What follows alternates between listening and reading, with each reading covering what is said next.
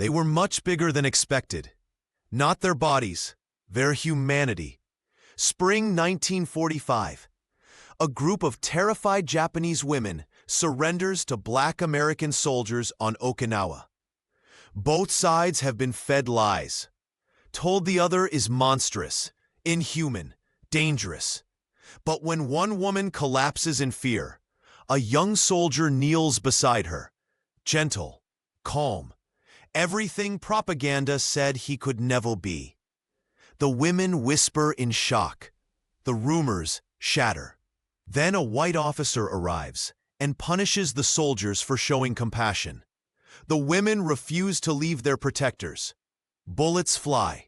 Testimony is given, and a battle begins that has nothing to do with the enemy. When kindness becomes a crime, who decides what's right? And how far will these women go to defend the men who saved them from hate itself? Southern Okinawa shook with the echoes of dawn artillery. The cave mouth gaped dark against gray rock. Private Elijah Carter pressed his rifle close and scanned the hillside. Smoke drifted across broken palm trees. His squad waited behind him in silence. Sergeant Lewis raised one hand. The signal came slow and deliberate. Move forward. Check for survivors. Elijah stepped toward the cave entrance. His boots crunched on loose stone. Dust hung in the humid air. He had been warned about Japanese civilians. Fanatics, the officers called them. People who chose death over surrender. A shuffle came from inside the cave. Elijah froze. His finger hovered near the trigger. Then he saw them. Women, 8 or 9 of them. They stumbled into the pale light with hands raised. Their clothes hung torn and filthy. Some clutched children. Others held each other upright. Their faces showed raw terror. One woman collapsed at Elijah's feet. She fell hard on her knees. Her body trembled. She closed her eyes and waited. Elijah lowered his rifle. He knelt down beside her. His voice came soft and careful. "Ma'am, you're safe now." The woman did not move. She pressed her forehead to the dirt. Elijah reached toward her shoulder. His hand stopped just before touching. He checked her pulse instead. It raced beneath his fingertips. She flinched but did not pull away. Behind her, the other women whispered. They spoke in Japanese. Their voices rose and fell with confusion. One word repeated several times. Elijah did not understand it. Sergeant Lewis stepped forward. He gestured for the medic. "Get them water. Check for injuries." The women stared at Elijah. They seemed stunned. One older woman spoke in broken English. "You, not hurt us?" Elijah shook his head. "No, ma'am. We're taking you somewhere safe." The women looked at each other. Tears ran down dusty cheeks. The whispers grew louder. They did not sound afraid anymore. They sounded shocked. "They're much bigger," one woman said in halting English. She pointed at Elijah's chest. "Bigger than we thought." Elijah did not understand. He stood and adjusted his helmet.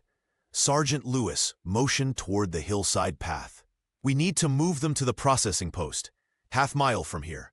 Distant thunder rolled across the island. More artillery. The war continued somewhere beyond the smoke. Elijah looked at the women. They gathered together and began walking. The sun climbed higher. The squad formed around the group. They started down the path toward the abandoned farmhouse. The farmhouse stood crooked on a scarred hillside. Its roof sagged where shrapnel had torn through. Sandbags lined the doorway. A faded American flag hung from a broken post. This place served as a temporary collection point for prisoners and refugees. Elijah's squad arrived just after 10 in the morning. The women walked slowly. Their bare feet bled from the rocky path. They clutched their children and bundles close.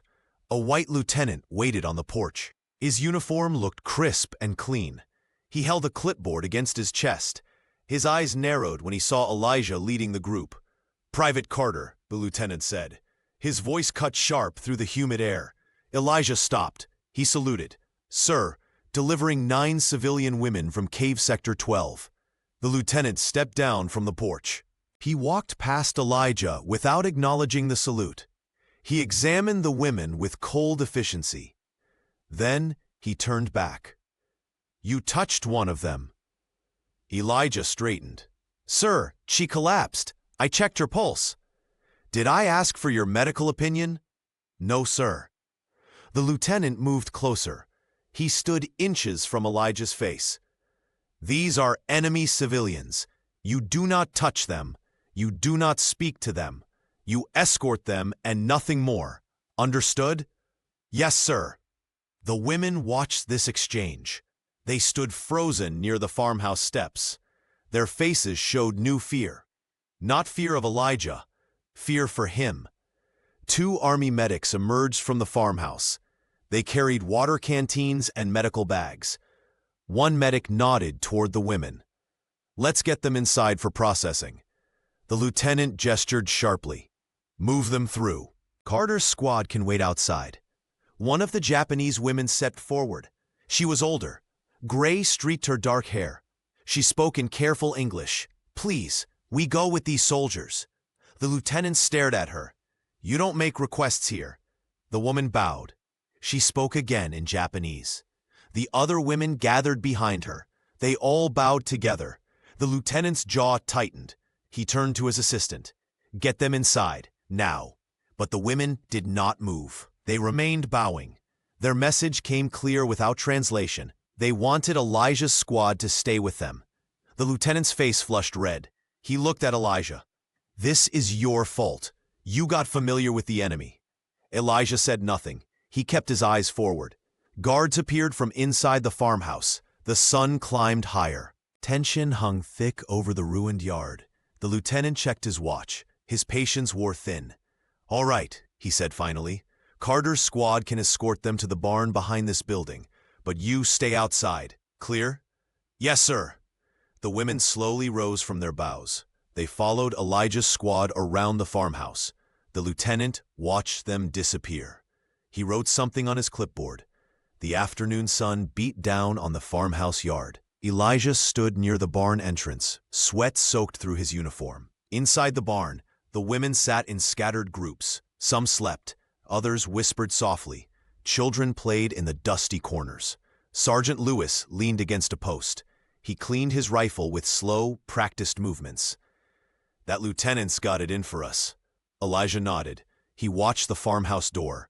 White officers came and went. None of them looked toward the barn. Private Daniels approached from the perimeter. He carried extra canteens. "They're saying transport won't come until tomorrow." "Maybe longer." "Guess we're stuck here then," Lewis said. The barn door creaked open. 2 of the Japanese women stepped out into the light. They blinked against the brightness. The older woman who spoke English walked carefully toward Elijah. She stopped several feet away, her hands clasped together.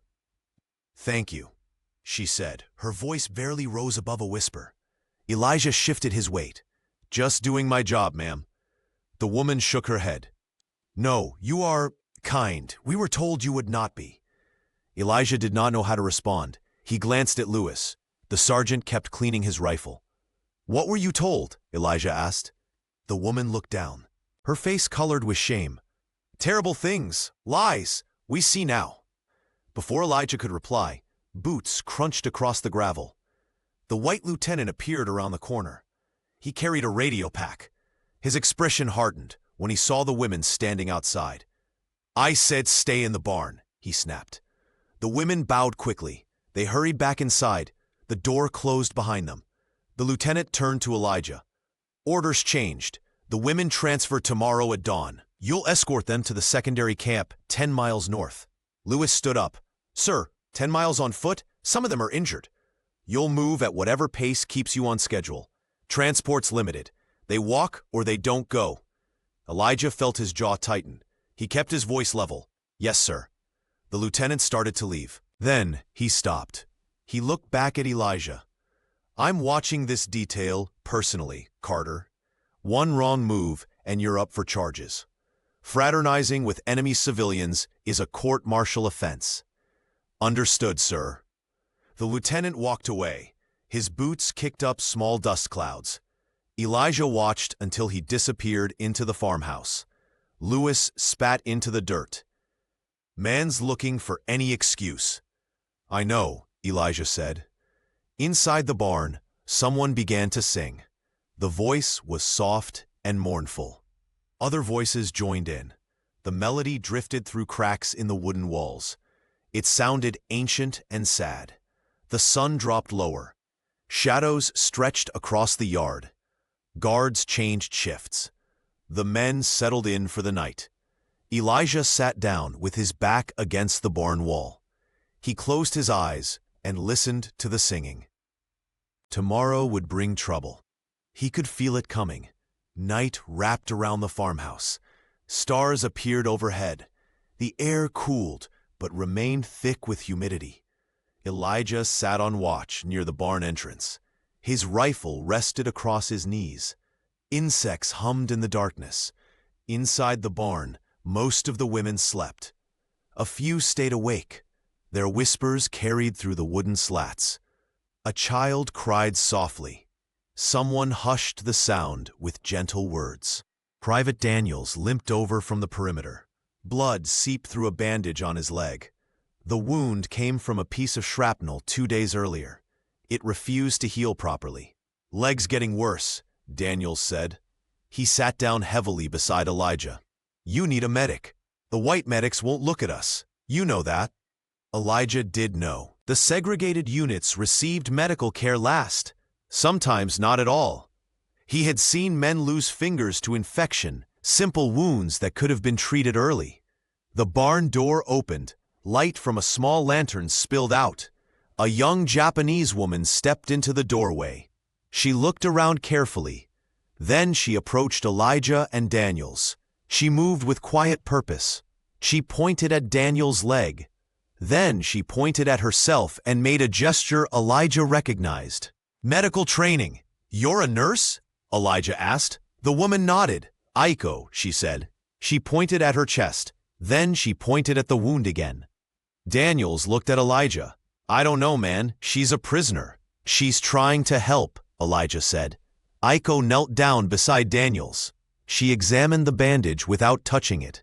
Her face showed concern. She spoke in Japanese and made gestures. "Clean water, fresh cloth." Elijah retrieved a canteen and a clean undershirt from his pack. He tore the shirt into strips. Aiko accepted them with a small bow. She worked quickly and carefully. She unwrapped the dirty bandage. The wound underneath looked red and swollen. Aiko cleaned it with water. Her hands moved with practiced skill. Daniels winced but stayed still. She applied the fresh cloth and tied it firmly. When she finished, she sat back and nodded. "Thank you," Daniels said. Aiko smiled. It was brief but genuine. She stood and started back toward the barn. Then she stopped. She turned around and looked at Elijah. "You have food?" she asked in careful English. Elijah reached into his pack. He pulled out a ration biscuit. Hard and dry. Nothing special. He held it out to her. Aiko took it. She broke it in half. She gave one piece back to Elijah. "Share," she said. Elijah accepted it. They stood in the darkness eating stale biscuits. Neither spoke. The silence felt comfortable somehow. A flare burst in the distant sky. Red light painted everything in harsh shadows. Artillery rumbled from somewhere north. The war continued its endless rhythm. Aiko bowed again. She returned to the barn. The door closed softly behind her. Daniels tested his leg. "That woman knows what she's doing." "Yeah," Elijah said. He looked toward the horizon. The flare faded. Darkness returned. He settled back into his watch position. The night stretched long ahead. Dawn arrived, gray and uncertain. Fog clung to the hillsides. Elijah stood outside the barn and watched the farmhouse. Smoke rose from a cooking fire somewhere behind the building. The smell of coffee drifted across the yard.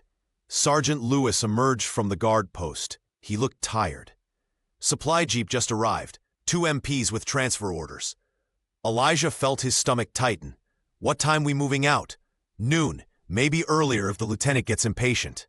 The barn door opened. The women filed out slowly. They carried small bundles. Some wore makeshift shoes fashioned from torn cloth. Others remained barefoot. The children clung to their mother's hands. Aiko appeared last. She looked at Elijah and nodded once. Her face showed determination mixed with fear. The white lieutenant crossed the yard.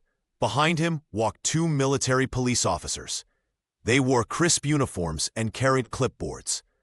One of them surveyed the group of women with obvious distaste. "Garter," the lieutenant said. "Your squad will escort these civilians to Camp Henderson, 10 miles north. You'll follow the coastal road. Stay on schedule or face disciplinary action." "Yes, sir," Elijah replied. The lieutenant stepped closer. He lowered his voice. "I'll be watching reports from Henderson. If anything goes wrong, it's on you. Understand?" Elijah met his eyes. "Understood, sir." The MPs handed over paperwork. Lewis reviewed it and signed. The whole transaction felt cold and bureaucratic. The women stood silent throughout. They understood enough to know their fate hung in balance. One MP looked at Elijah's squad. "You boys keep them in line. No talking. No stopping unless absolutely necessary." Lewis bristled, but said nothing. The MPs climbed back into their jeep. The engine coughed to life. They drove off toward the main road. The lieutenant lingered a moment longer. He studied Elijah's face. "Remember what I said, Private?" "Yes, sir." The lieutenant walked away. His boots struck the ground with sharp precision. Boots and bare feet raised small clouds of dust. The farmhouse disappeared behind a curve. Ahead lay broken countryside, burnt fields, collapsed buildings. Evidence of war stretched in every direction. Elijah adjusted his rifle strap. His throat felt dry already. 10 miles in this heat, with injured women and children. He glanced back. Aiko walked near the middle of the group. She carried a small child on her hip. This was going to be a long march. The road stretched ahead through devastated farmland. The sun climbed higher. Heat shimmered off the dirt. Elijah maintained a steady but slow pace. Behind him, the women struggled over uneven ground. One child stumbled. His mother caught him before he fell. She whispered encouragement and adjusted the cloth sling holding her infant. Sweat darkened everyone's clothing. Private Daniels walked beside the column. Its legs still showed signs of infection, despite Aiko's treatment. He limped, but did not complain. The squad knew better than to show weakness, not with the lieutenant watching for any excuse. They passed a bombed farmhouse. Its walls stood half-collapsed. Burned furniture lay scattered in the yard. A child's toy sat abandoned in the weeds. No one spoke. The silence felt heavy. Aiko moved up beside Elijah. She walked without making sound. Her presence surprised him. "Too fast?" he asked quietly. She shook her head. "No, I want to say thank you." "You already thanked me." "Not enough," Aiko replied. Her English came slow but clear. "You are different. Your men are different." Elijah kept his eyes on the road. "We're just soldiers." "No," Aiko said firmly. "We were told black soldiers are monsters. Will hurt us, kill us, but you help, you share food, you walk slow so we can follow." Elijah did not respond immediately. He thought about the lieutenant's threats, about the segregated units, about the way white officers treated his squad. Different kinds of chains existed, some more visible than others. "Where did you learn English?" he asked. "School, before war. I wanted to teach children." Aiko's voice dropped. "Now, I just want to survive." They walked in silence for several minutes. Rocky terrain gave way to muddy sections where rain had pooled. The women picked their way carefully. Some helped others over difficult spots. Sergeant Lewis called from the rear. "We need to pick up the pace. We're falling behind schedule." Elijah knew Lewis was right, but he also knew several women could barely walk. Pushing harder might cause injuries, or worse. He made a decision. "We maintain this pace. If we're late, we're late." Lewis nodded. He understood the risk Elijah was taking. Disobeying timing orders could mean punishment, but abandoning basic humanity felt worse. The road curved around a hillside. Trees appeared ahead. Their shade promised brief relief from the brutal sun. Birds scattered from branches as the group approached. The sudden movement set everyone on edge. Elijah raised his hand. The column stopped. He scanned the tree line. Everything looked clear, but his instincts said otherwise. "Something's wrong," Daniels whispered. Lewis moved up beside Elijah. He checked his rifle. "Could be nothing." "Could be," Elijah agreed, but his grip tightened on his weapon. The birds had gone completely silent now. No insects buzzed. Even the wind seemed to hold its breath. The women sensed the tension. They pressed closer together. Iko moved the children toward the center of the group.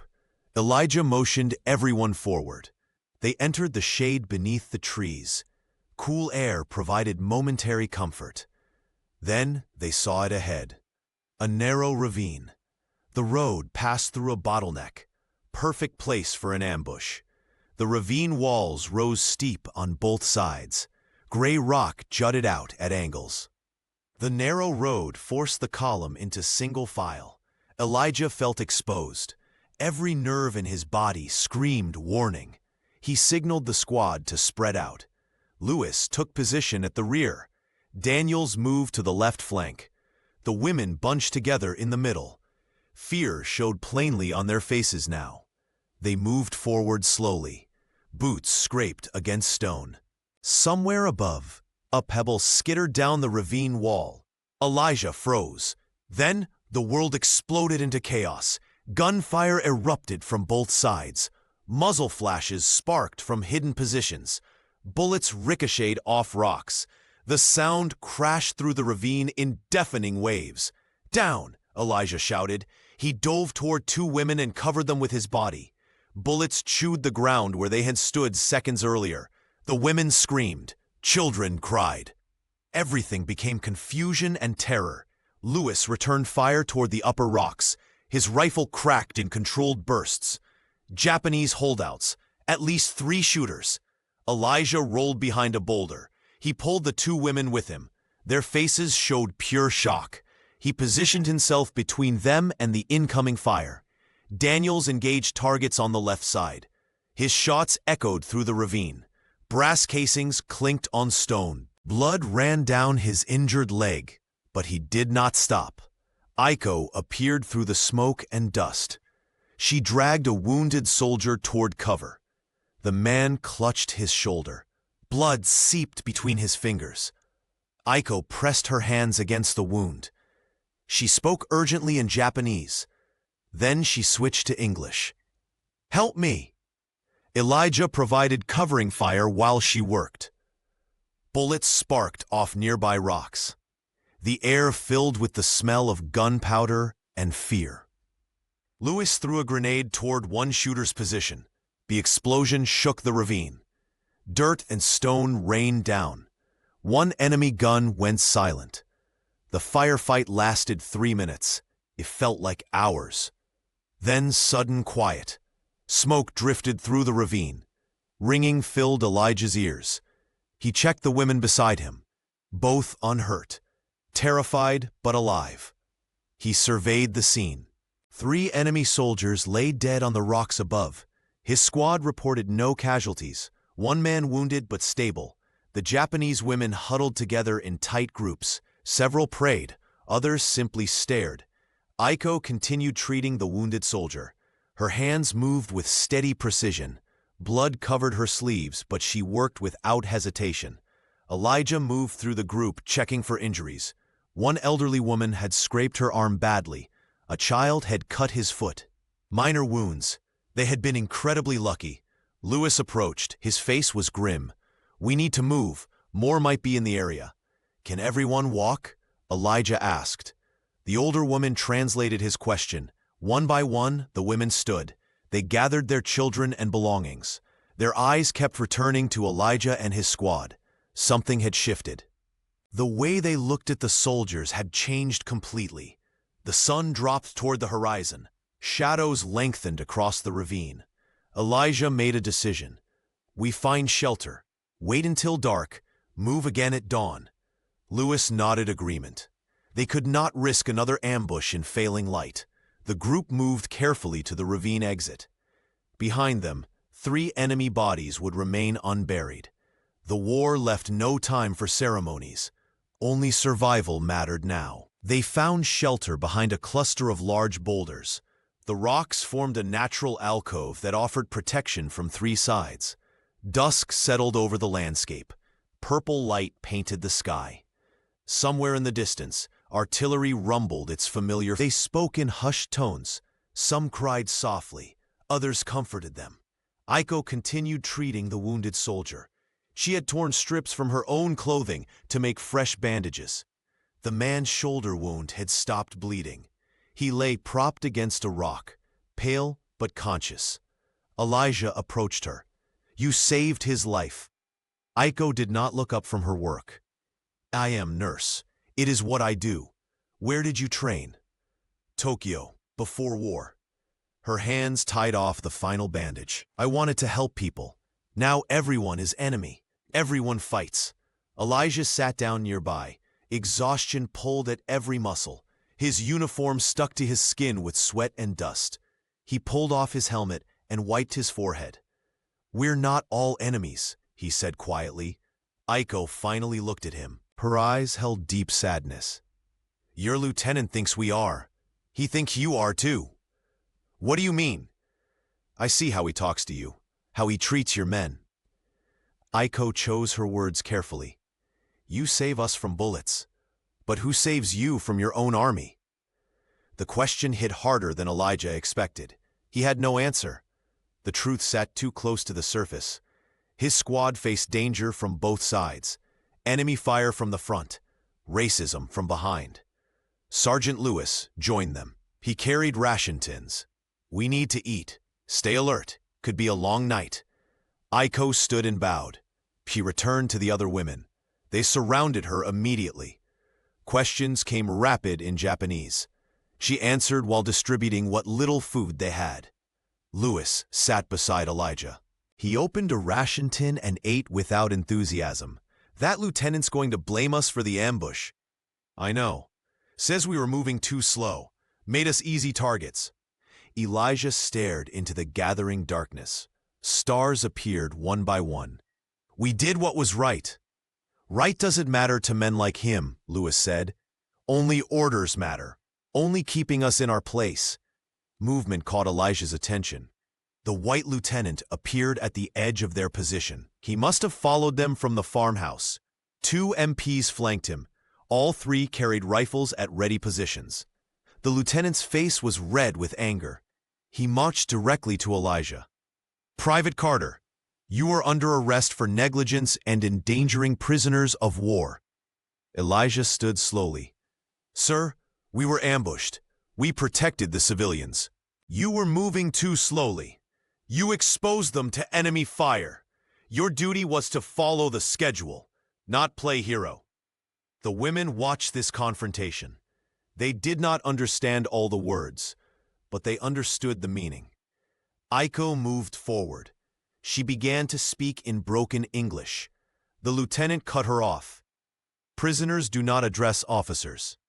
"But he saved—" Aiko tried again. "Silence." The MPs moved forward. They pulled Elijah's hands behind his back. Metal restraints clicked shut around his wrists. The sound echoed in the quiet alcove. Lewis stepped forward.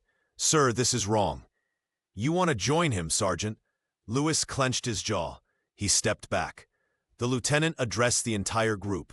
"We make camp here tonight. At dawn, everyone marches to Camp Henderson. The prisoners under proper guard. Carter and his squad under arrest for dereliction of duty." The women erupted in protest. Their voices rose in Japanese. Several moved toward Elijah. The MPs raised their weapons. The women stopped but continued shouting. Elijah met Aiko's eyes. He tried to communicate calmness. She looked devastated. Tears ran down her dusty face. Around her, the other women wept or shouted, or simply stared in disbelief. The lieutenant ordered guards to watch Elijah and his squad separately. The soldiers were moved away from the women. Restraints held them in place. Night fell completely. Stars filled the black sky above. Elijah sat with his back against cold stone. His wrists ached from the metal cuffs. But that pain felt small compared to the weight of injustice. In the darkness, he could hear the women crying. He closed his eyes and waited for dawn. Whatever came next would test everything he believed about duty and honor and humanity. The war continued around them, but inside the alcove, a different kind of battle had just begun. Dawn broke cold and gray. Mist hung low over the rocks. Elijah's wrists ached from the restraints. He had not slept. None of his squad had. They sat under guard while the women huddled together nearby. The lieutenant emerged from his tent. He stretched and drank from a canteen. His movements were casual. He showed no concern for the tension in the camp. "Get them ready to move," he ordered the MPs. The guards approached the women. They gestured for everyone to stand. The women rose slowly. Their faces showed exhaustion and anger. They gathered their few belongings. Children whimpered with hunger and fear. Aiko stepped forward. She positioned herself directly in the lieutenant's path. Her small frame seemed to grow larger. Determination hardened her features. "These men are good," she said in careful English. "They protect us. They save us." The lieutenant barely glanced at her. "Move aside." Aiko did not move. Behind her, the other women formed a line. They stood shoulder to shoulder, a human barrier between the soldiers and the restrained squad. The oldest woman spoke next. Her English was broken but fierce. "You punish wrong men. They are heroes." The lieutenant's face flushed red. "I will not take orders from prisoners." "We are not prisoners," Aiko said. "We are witnesses." The MPs looked uncertain. They had not expected resistance. One guard lowered his rifle slightly. The other shifted his weight from foot to foot. Sergeant Lewis watched from his position under guard. Pride showed in his eyes despite the restraints. The women were risking everything to defend them. The lieutenant stepped closer to Aiko. He towered over her. "You will move, now, or face consequences." Aiko lifted her chin. "No." The word hung in the air, simple, absolute, defiant. The other women echoed her. "No, no, no." Their voices rose together. Children joined in. The sound grew until it filled the morning air. The lieutenant's hand moved toward his sidearm. The MPs tensed. Elijah felt his chest tighten. This could turn deadly in seconds. "Sir," one MP said quietly, "command won't like civilians getting hurt, especially women and kids." The lieutenant froze. His hand hovered near his weapon. His eyes darted between the women and his guards. Calculation replaced anger on his face. He lowered his hand. "Fine. They can march with the prisoners, but Carter's squad stays restrained." Aiko bowed, a small victory. The other women bowed as well. They had not won freedom for the soldiers, but they had won the right to stay together. The column formed slowly. MPs took positions at front and rear. Elijah's squad walked in the center, with hands still bound behind them. The women surrounded them closely. They stayed near despite orders to separate. The march began. Boots and bare feet moved in rhythm. Dust rose from the road. The sun climbed higher. Heat built steadily. Elijah glanced sideways at Aiko. She walked beside him. Her presence offered silent support. No words passed between them. None were needed. The road stretched ahead. Camp Henderson lay miles away.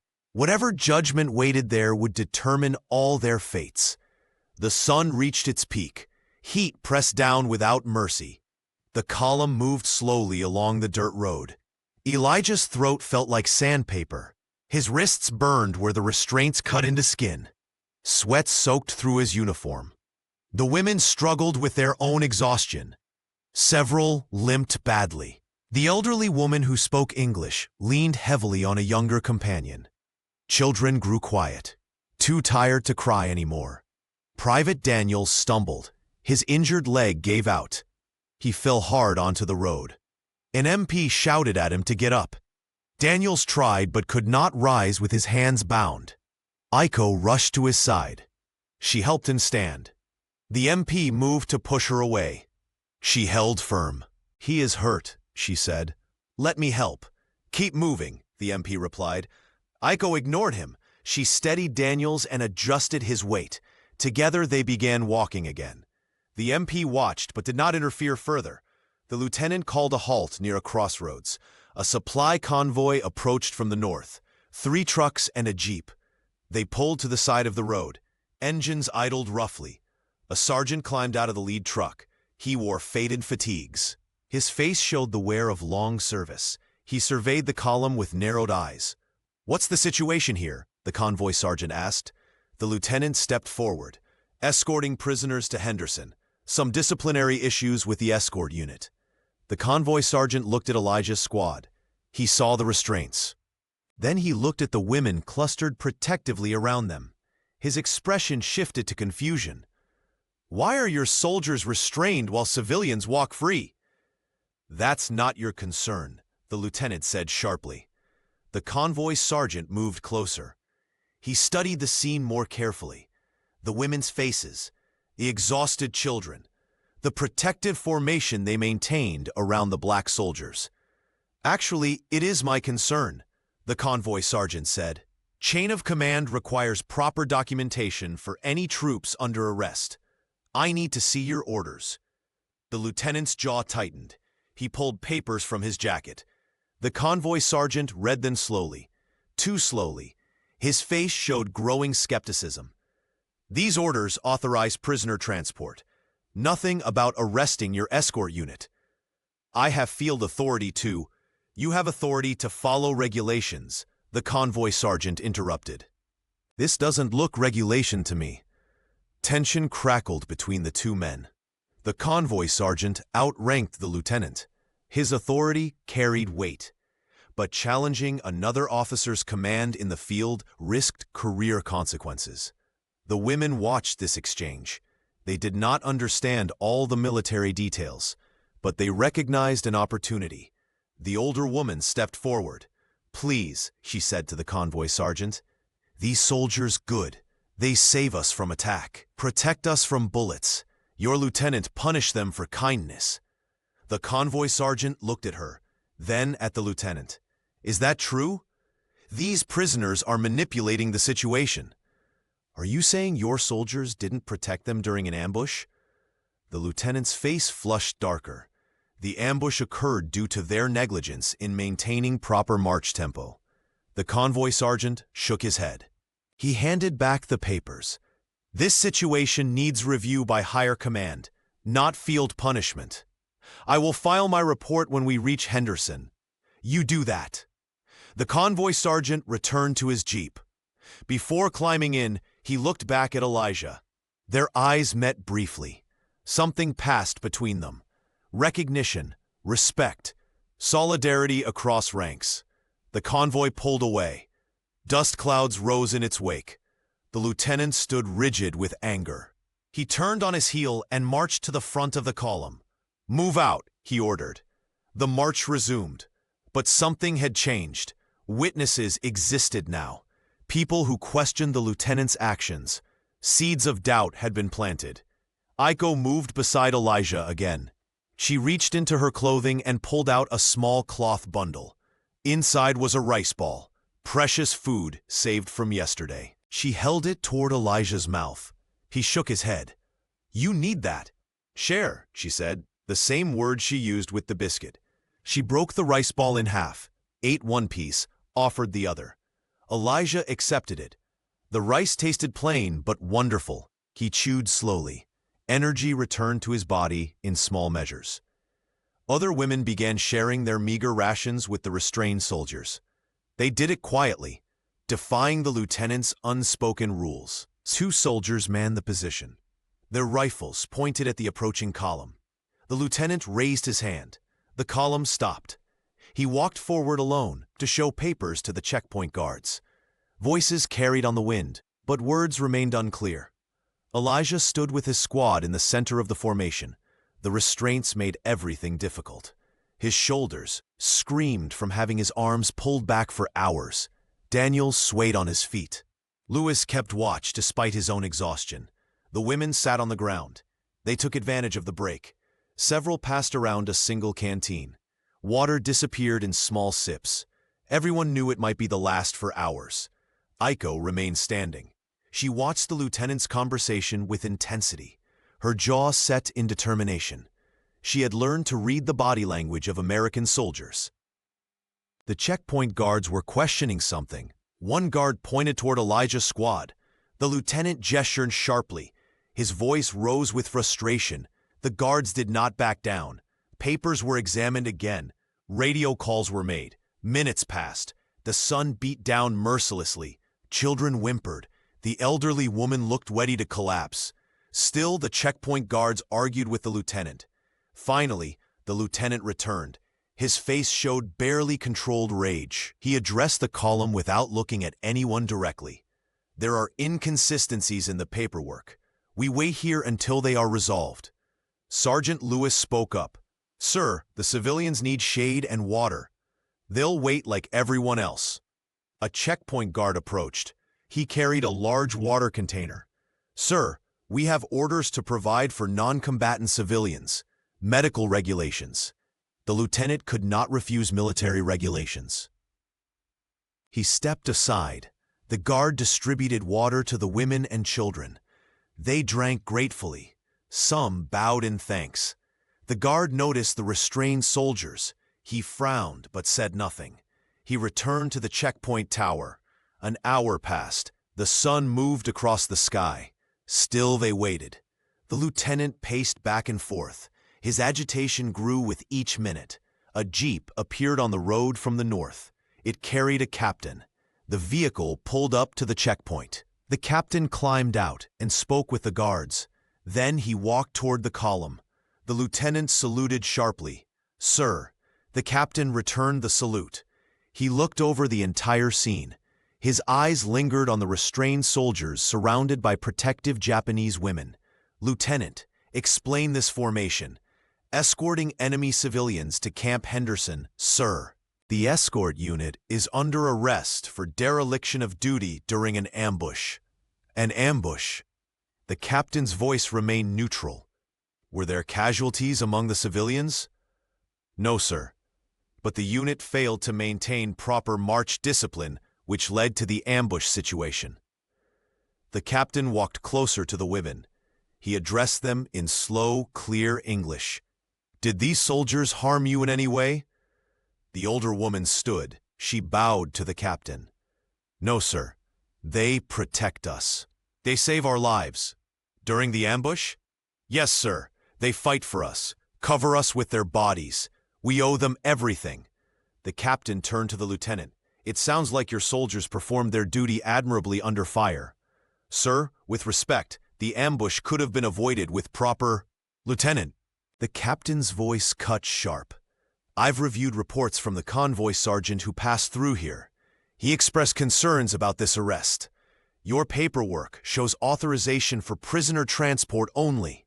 Nothing about arresting your own men. The lieutenant's face went pale, then red. Sir, I have field authority. You have authority to follow regulations, which you appear to be stretching. The captain's eyes hardened. I want to hear testimony from all parties before any formal charges proceed.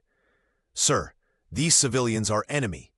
These civilians are witnesses, and witness testimony matters in military justice, even from former enemies. The lieutenant stood frozen. His careful construction of charges was crumbling. The women watched with growing hope. Elijah kept his expression neutral. He had learned never to show emotion in front of hostile officers. The captain addressed the guards. Provide shade and rations for everyone. We stay here until I complete interviews. Tarps were raised to create shade. Food was distributed. The women and children ate slowly. Relief showed on every face. The captain began interviewing people separately. First, the lieutenant. Then Sergeant Lewis. Then Aiko. Each conversation lasted several minutes. When Aiko emerged from her interview, tears ran down her face, but her shoulders stood straight. She had spoken truth. Now she could only wait. Dark clouds gathered on the horizon. The temperature dropped slightly. Wind picked up and carried the smell of coming rain. The checkpoint became a temporary camp. Everyone waited for the captain's decision.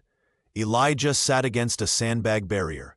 His wrists throbbed, blood crusted where the metal had cut into skin. He watched the sky and wondered what judgment would fall. Thunder rumbled in the distance. The first drops of rain hit the dusty ground. Within minutes, the drizzle became a downpour. Water poured from the sky in sheets. Everyone scrambled for cover under the tarps. The women huddled together. They pulled children close for warmth. The rain was cold. It soaked through thin clothing in seconds. But no one complained. Water was life, even rain that brought discomfort. The captain emerged from the checkpoint tower. He pulled his collar up against the rain. He walked to where the lieutenant stood under a tarp. Their conversation was brief. The lieutenant's posture stiffened. He saluted and walked away. His face showed fury mixed with humiliation. The captain approached Elijah's squad. Rain dripped from his helmet. "On your feet, soldiers." They stood awkwardly with hands still bound. The captain examined the restraints. He pulled out a key and unlocked them. Metal fell away. Elijah's arms dropped to his sides. Pain shot through his shoulders as blood flow returned. "You're free to complete your mission," the captain said. "Escort these civilians to Camp Henderson. The lieutenant will travel separately." "Sir," Lewis said, "what about the charges?"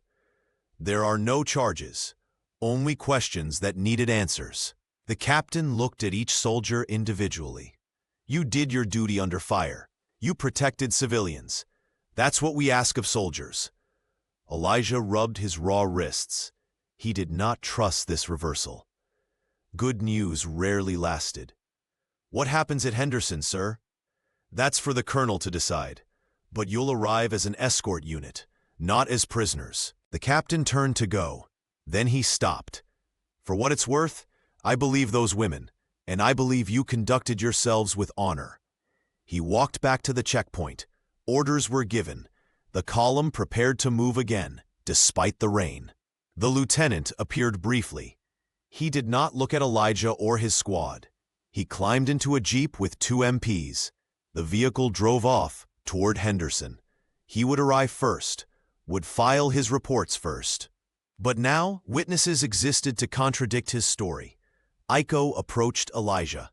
Rain plastered her hair to her face. She looked at his wounded wrists. Her fingers moved gently across the cuts. She tore another strip from her clothing, wrapped the wounds carefully. "Thank you," Elijah said. "No, thank you." Aiko tied off the bandage. "You give us hope. In war, in darkness, you give us light." The rain continued falling. The column formed up. They moved forward through mud and water. The road became treacherous. Progress slowed to a crawl, but spirits lifted. The restraints were gone. Justice had appeared. Briefly, perhaps temporarily, but it had appeared. That meant something. They reached the outskirts of Camp Henderson as evening approached. The rain had not stopped. Everything looked gray and wet. Guard towers rose against the darkening sky. Barbed wire stretched in long lines. Lights began flickering on throughout the camp. A guard post blocked the entrance. Papers were checked. Questions were asked. The process took time. Everyone stood shivering in the cold rain. Finally, the gates opened. The column moved inside.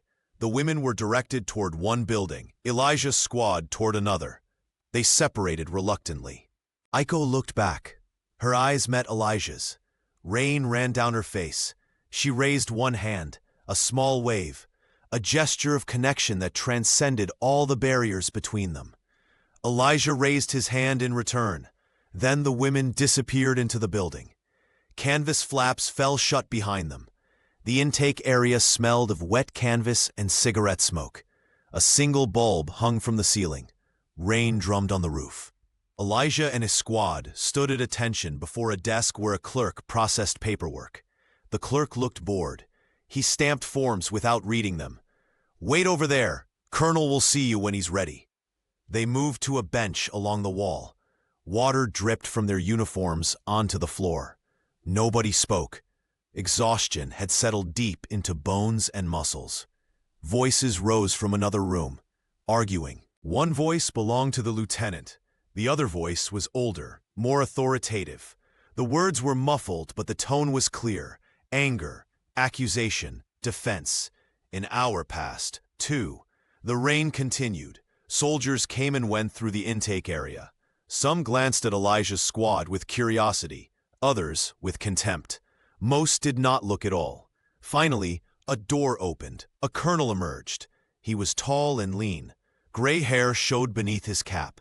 His uniform was immaculate despite the weather. He studied Elijah's squad with sharp eyes. "Carter's unit?"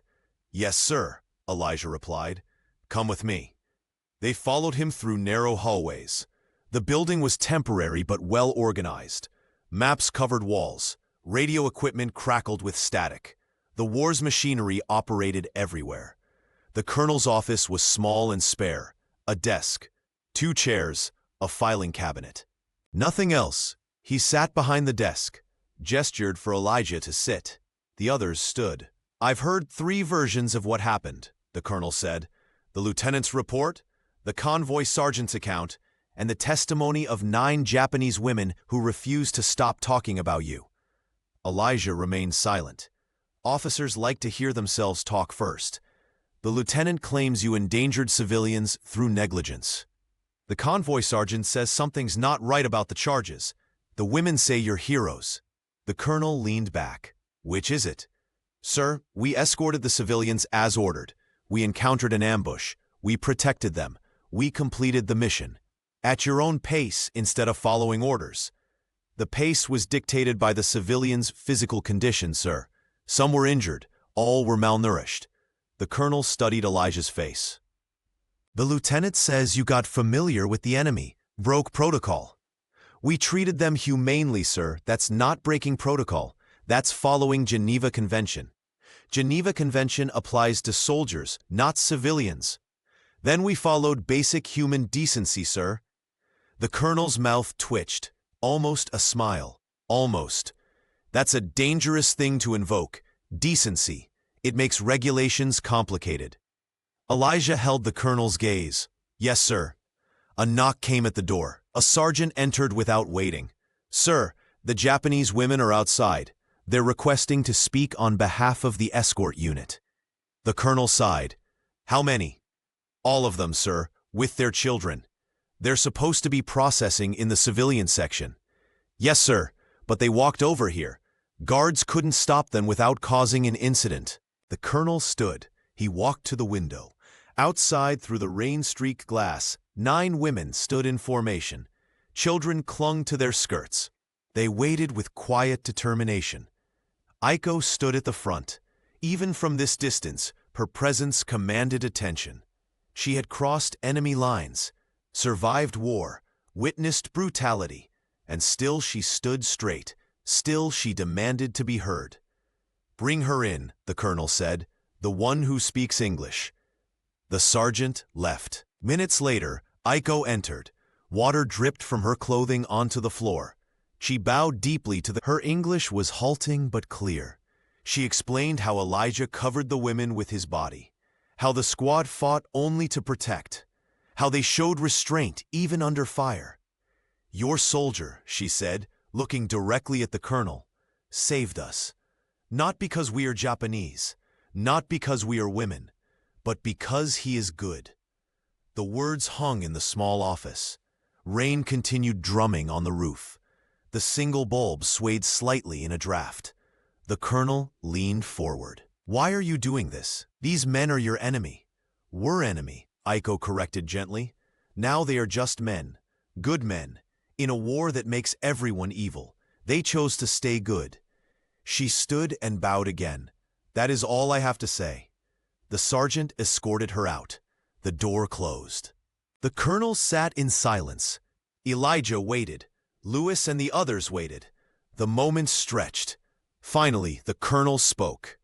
"I'm overturning the lieutenant's charges. You completed your mission with honor. You're dismissed." Relief flooded through Elijah, but he did not move yet. "What happens to the lieutenant, sir?" "He'll be reassigned," away from combat units. The colonel's voice carried disgust. Men like him cause more damage than enemy fire sometimes. And the women, sir? They'll be processed and sent to a larger facility. They're no longer your concern. Elijah stood. He saluted, but his chest felt tight. No longer your concern, as if compassion had an expiration date, as if humanity ended when orders said it should. Dismissed, the colonel repeated.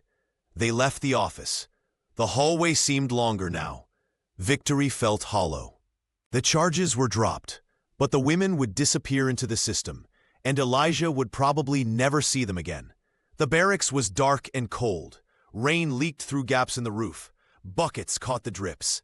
Elijah lay on a narrow cot and stared at the ceiling. Sleep would not come. Around him, his squad settled in. Lewis snored softly, about hoping her son would come home safe. He had not written back in 3 weeks. What could he say? How could he explain the things he witnessed? The racism, the violence, the strange moments of grace that appeared in impossible places. He sat up, pulled a pencil and paper from his pack, started writing by the light of a single lantern. "Dear Mama," he began. The words came slowly at first, then faster. He wrote about the march, about the women, about the ambush. He could not mention locations or unit numbers, but he could describe feelings, fears, small victories. "We met people who were supposed to be our enemies," he wrote, "but I saw them care for our wounded, share their food, stand up for us when our own countrymen tried to tear us down. Made me think about what enemy really means, and what friend means, and how those words get confused in war." He knew the censors would read every line, might cut whole sections, but he wrote anyway. Some truths needed to be recorded even if they never reached home. Lewis woke. He saw Elijah writing. "Letter to your mother? Yeah. Tell her I said hello. That her son's the bravest man I know." Elijah looked up. "I'm not brave. I just tried to do what's right." "That's exactly what brave means." Lewis rolled over. "Write that down. Let her know her son stood up when others would have looked away." Elijah continued writing. He described Aiko, her courage, her determination to speak truth to power. He did not mention her name, but he described her spirit, how she represented something pure in the midst of darkness. Outside, footsteps approached the barracks. The door opened. An MP stepped inside. Water dripped from his poncho. "Which one of you is Carter?" Elijah stood. "I am.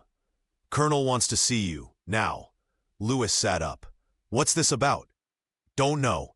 Just following orders." The MP gestured toward the door. "Let's go." Elijah pulled on his wet jacket. He followed the MP back into the rain. His mind raced through possibilities. Had the lieutenant filed new charges? Was this another trap? They walked through the muddy camp. Guards watched from towers. Lights reflected in puddles. The whole place felt like a prison. The colonel's office was still lit. The MP knocked. A voice called to enter. Elijah stepped inside. The MP closed the door behind him. The colonel sat at his desk. Papers spread before him. He looked tired, older than earlier. "Sit down, Carter." Elijah sat. He kept his back straight, his face neutral. "I've been reading reports all evening," the colonel said. "About you, about your squad, about what happened on that road." Elijah waited. Several white medics came forward. They witnessed the ambush from a distance. Their accounts support everything the women said. The colonel tapped the papers. "You saved lives, protected civilians under fire, showed restraint and discipline." "Thank you, sir. I'm recommending your squad for commendation." The colonel paused. "It won't be public. Command doesn't like highlighting situations that reveal racial tensions, but it will be in your permanent record." Elijah felt something twist in his chest. Recognition that could never be acknowledged. Honor that had to stay hidden. Victory that tasted like defeat. "I understand, sir." The colonel studied him. "Do you? Do you really understand what you did out there?" "I protected civilians, sir." "You challenged every assumption people have about your race. about your humanity, about what black soldiers are capable of. The colonel's voice dropped lower. That's more dangerous than facing enemy fire sometimes.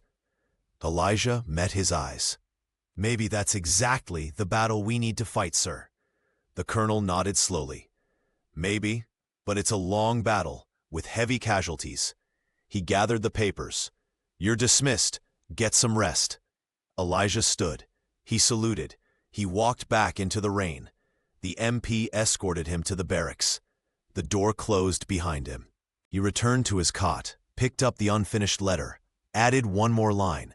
Mama, I hope I'm making you proud, even in the hard times, especially in the hard times. He folded the letter, placed it in the outgoing mailbag. Tomorrow the censors would read it, cut parts, maybe send it, maybe not. But he had written truth. That mattered, even if no one ever read it. Outside, rain continued falling through the long night. Morning came gray and wet. The rain had finally stopped. But mud covered everything. Elijah's squad reported for duty. They were assigned to perimeter patrol, simple work, walking fence lines, checking guard posts. Across the camp, in a separate building, the women prepared for their next transfer. Elijah knew this, but he could not go there. That section was off limits. Different rules applied to different people. He walked his patrol route, checked his watch, counted steps, tried not to think about Iko and the others, tried to focus on duty. At noon, Lewis found him near the south fence. There's talk the women are leaving tomorrow, being moved to a bigger processing center near Tokyo. Elijah said nothing. His throat felt tight. Some of them asked about you, wanted to say goodbye. Did command allow it? Lewis shook his head, said it was inappropriate. Contact between soldiers and process civilians is prohibited. Of course it was. Rules existed to keep people separate, to maintain boundaries, to prevent connections that challenge the order of things. The afternoon passed slowly. Elijah completed his rounds, reported back to the barracks, cleaned his rifle, wrote nothing, said little. The weight pressed down heavier than any pack he had carried. Evening came. Mess call sounded. The squad lined up for food. The segregated dining area was smaller than the white section. Fewer choices, less meat. But they ate without complaint. Daniel sat beside Elijah. His leg was healing better now thanks to Iko's treatment. I heard one of the women is trying to get word to you. Elijah looked up. What woman? The nurse, Iko.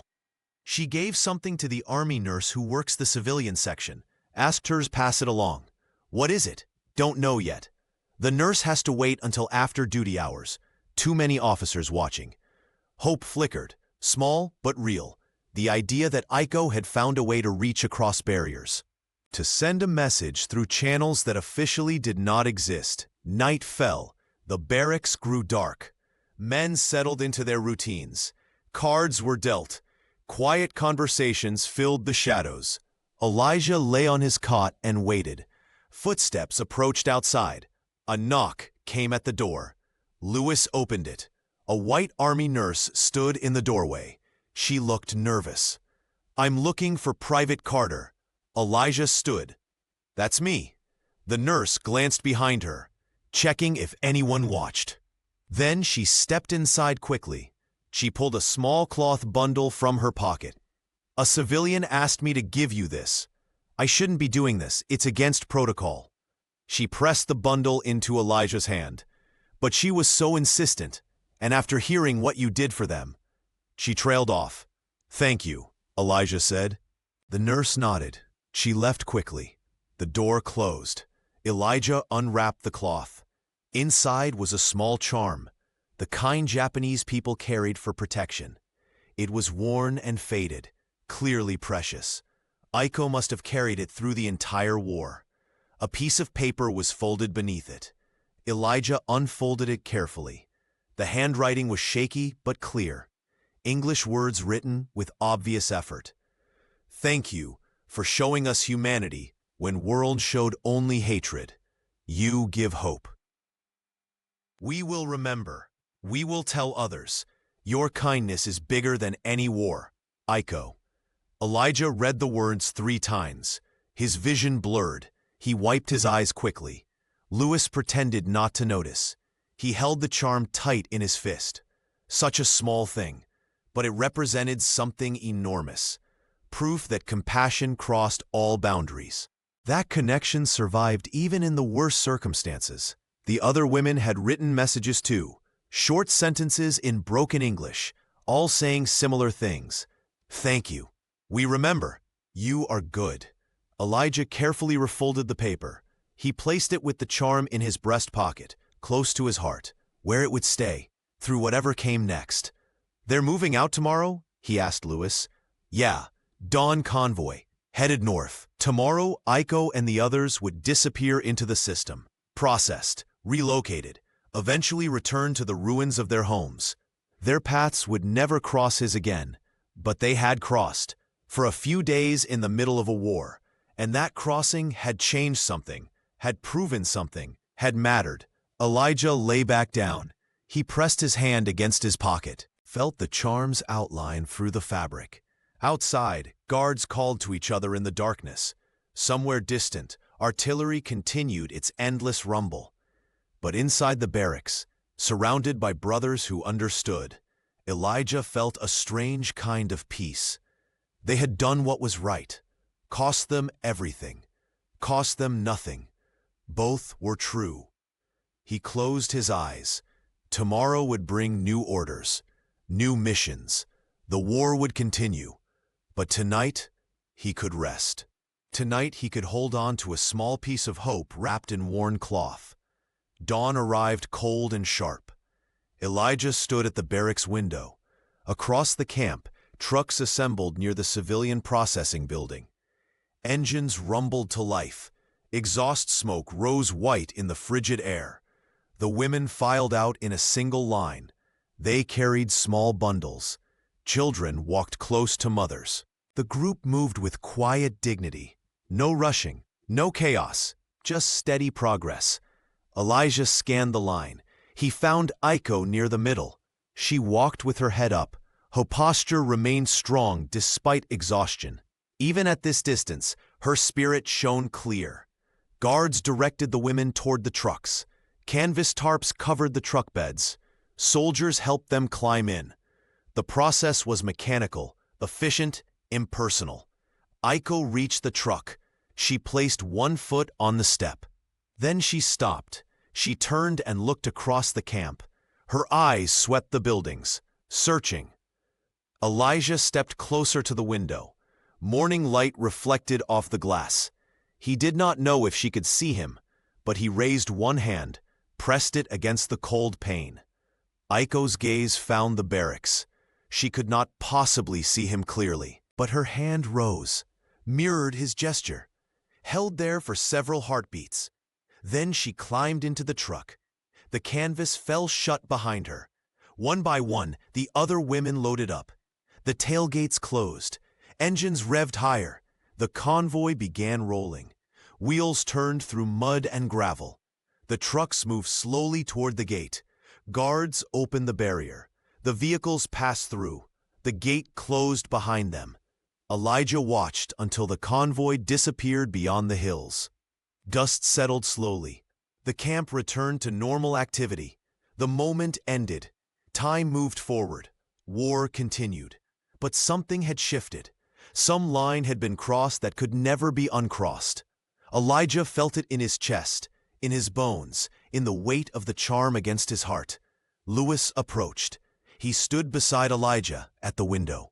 Together they stared at the empty road. "Think we'll ever know what happened to them?" Lewis asked. "No," Elijah said. "Probably not." "Does it matter, the not knowing?" Elijah thought about this. He touched his breast pocket, felt the charm's outline, remembered Aiko's face, her courage, her determination to speak truth even when truth was dangerous. "It matters that it happened," he said finally, "that we were there, that we chose right over easy." Lewis nodded. "Yeah, I guess that's enough." A sergeant appeared in the doorway. "Carter Squad, report to the colonel's office. 10 minutes." Elijah pulled on his jacket. He checked his appearance in a scrap of mirror. The face looking back seemed older somehow. War did that. Age came in moments, not years. His squad assembled outside. They walked through the muddy camp together. Early morning activity surrounded them. Soldiers moving, supplies being loaded, the machinery of war grinding forward. The colonel's office was warm. A small heater glowed in the corner. The colonel looked up from his desk as they entered. His expression was unreadable. At ease, he gestured to chairs that had been added since yesterday. Everyone sat. "I've completed my review of the incident," the colonel began. "All charges have been formally dismissed. The lieutenant has been transferred. The matter is closed." Relief showed on faces.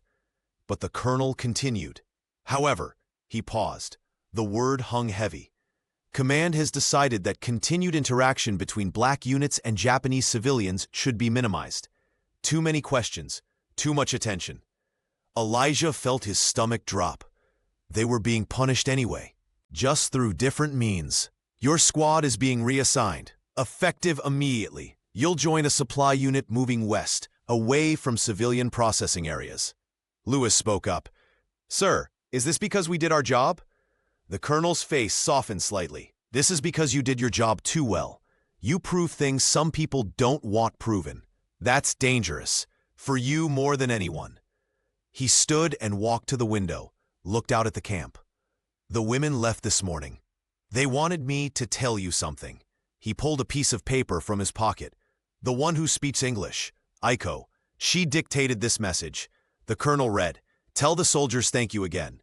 Tell them their kindness crossed an ocean. Tell them we will teach our children about men who chose humanity over hatred. Tell them they won a different kind of war." The room fell silent. The words settled into memory, into history, into the story they would carry forward. The colonel folded the paper. He held it out to Elijah. "This is yours. Keep it somewhere safe. Some stories need to be remembered, even when they can't be told." Elijah accepted the paper, added it to the charm in his pocket. 2 fragments of proof. 2 witnesses to grace found in darkness. "You ship out at noon," the colonel said. "Get your gear ready." Dismissed. They stood, saluted, filed out into the cold morning. The door closed behind them. They walked back to the barracks in silence. Noon came quickly. The squad loaded into a truck. Their belongings fit in simple packs. Nothing fancy, nothing extra, just what soldiers carried. As the truck rolled toward the gate, Elijah looked back. Camp Henderson spread across the muddy hillside. Temporary buildings, barbed wire, guard towers. Another stop in an endless war. But something had happened here. Something that mattered. 9 women had stood up for justice. A squad of black soldiers had shown restraint and courage. Witnesses had spoken truth. And for a brief moment, humanity had won. The truck passed through the gate. The camp disappeared behind them. Ahead lay new assignments, new dangers, the war that would continue until victory or death. But Elijah carried something forward. 2 small items in his breast pocket. A charm, a message, proof that even in the darkest times, people could choose light, could cross impossible divides, could recognize each other's humanity. He pressed his hand against his pocket. The charm's weight was slight, but its meaning was enormous. He would carry it through the rest of the war, carry it home, carry it as long as he lived. Some victories were not measured in territory gained or enemies defeated. Some victories lived only in changed hearts, in moments of grace, in the courage to do right when wrong was easier. Elijah leaned back, closed his eyes, let the truck carry him forward into whatever came next. The road was long, the journey far from over, but for now he held tight to hope and to the memory of 9 women who had seen past propaganda to truth, who had witnessed humanity in the most unlikely place, who had stood up and said, "These men matter. Their kindness matters. Love is bigger than hate. That was worth fighting for. That was worth remembering. That was enough." The supply convoy rolled west through broken countryside. 3 trucks carried equipment and ammunition. The fourth truck carried Elijah's squad. They sat on wooden benches facing each other. The road was rough. Every bump jarred tired bodies.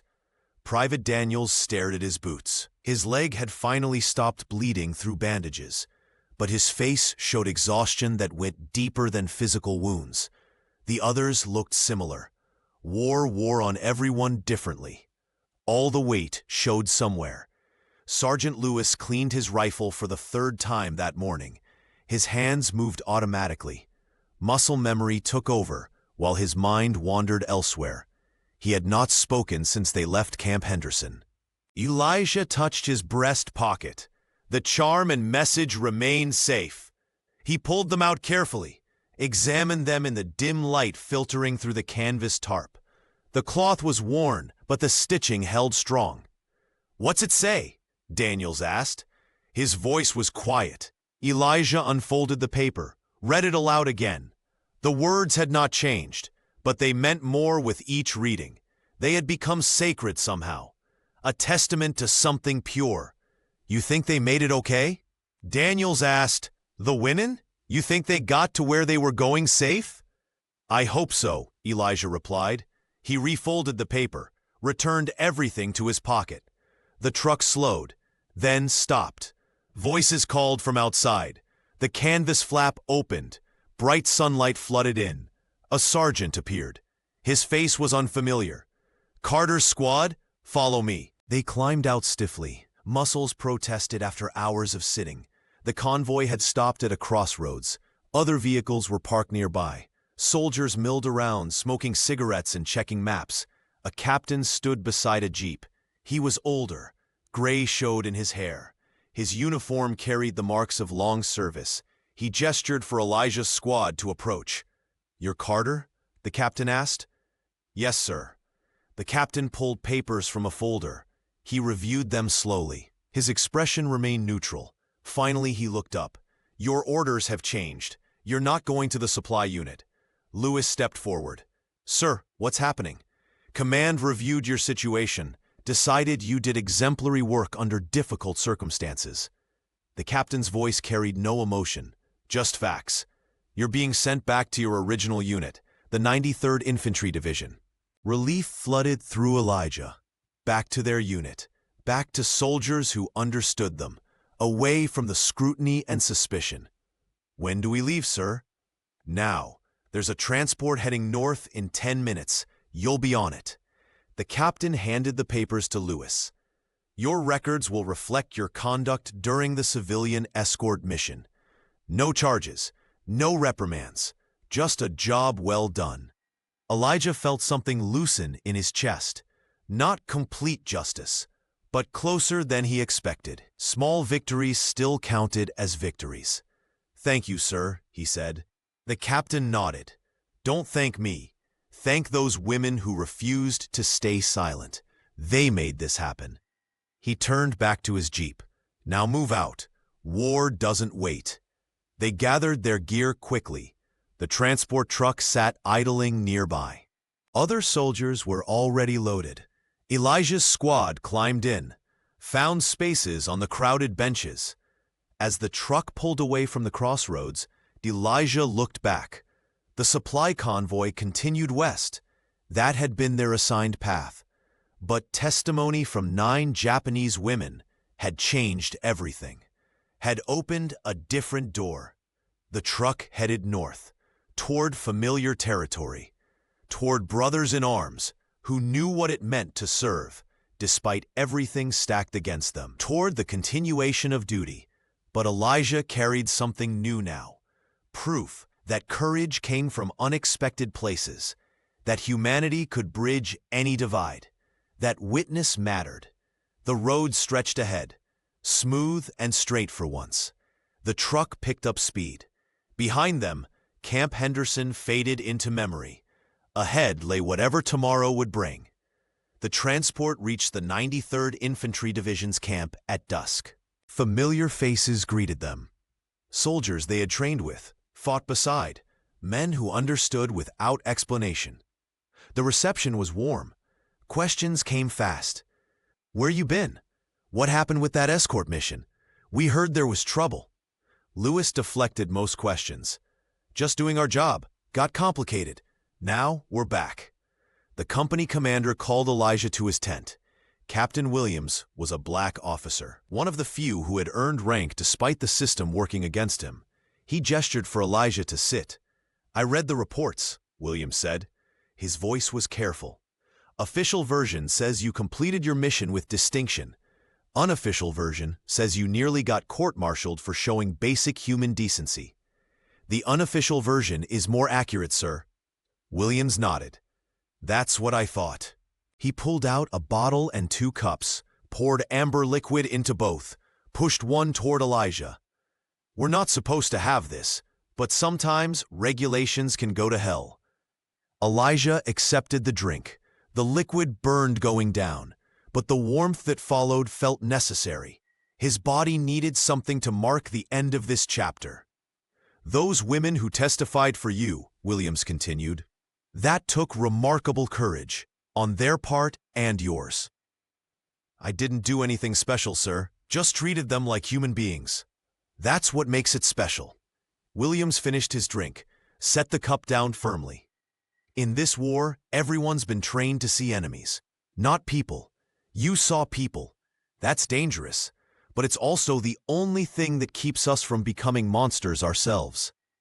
Elijah thought about Aiko, her face when she tended Daniel's wound, her determination when she spoke to the colonel, her message about kindness crossing oceans. Sir, what happens to civilians after processing?